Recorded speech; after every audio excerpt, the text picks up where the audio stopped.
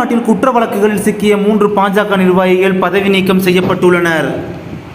அவர்கள் மீது காவல்துறை வழக்கு பதிவு செய்து பல நாட்கள் கழித்த பிறகே இந்த நடவடிக்கையை பாஜக எடுத்துள்ளது. குற்றப்பின்னணி கொண்ட நிர்வாகிகளை களையெடுக்கும் பணியை தமிழ்நாடு பாஜக தொடங்கியுள்ளதா? மக்களவைத் தேர்தல் தோல்விக்கு பிறகு தமிழ்நாடு பாஜகவில் என்ன நடக்கிறது? அதாவது தமிழிசை பேட்டி என்ன சொல்லியிருந்தாங்க அப்படின்னா, கட்சியில் எனக்கு வருத்தம் என்னவென்றால் சமீப காலமாக சமூகத்தில் குற்றம் சாட்டப்பட்டவர்கள் பாஜகவில் பொறுப்புகளில் உள்ளனர்.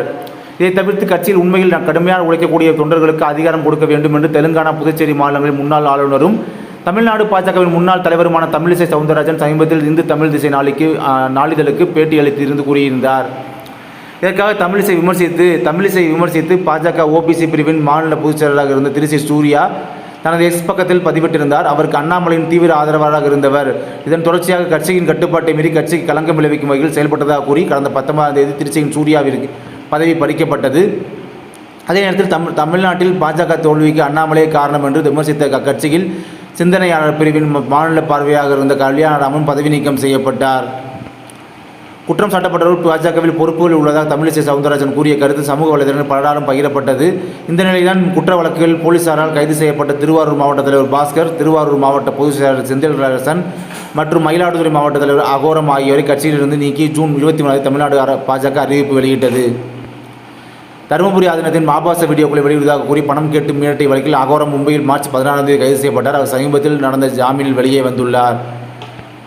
அதாவது தமிழ்நாடு பாஜகவில் பல நடைமுறைகளை மாற்றிவிட்டனர் என்றும் குற்றப்பின்னணி உள்ளவர்கள் பாஜகவில் அதிகரித்துள்ளதாகவும் கூறுகிறார் மூத்த பத்திரிகையாளர் தராசு ஷியாம்.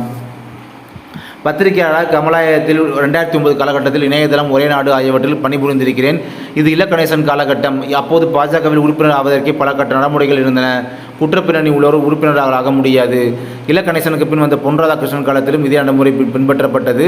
அதன் பின் எல்லாம் மாறிவிட்டது. தற்போது தமிழக பாஜகவின் நிலை கவலைக்கிடமாக உள்ளது. தமிழிசையின் கருத்துக்கு பிறகாவது குற்றப்பின்னணி தோன்றவர்களை காட்சியில் இருந்து அண்ணாமலை கலைவார் என நம்புகிறேன் என்று கூறினார்.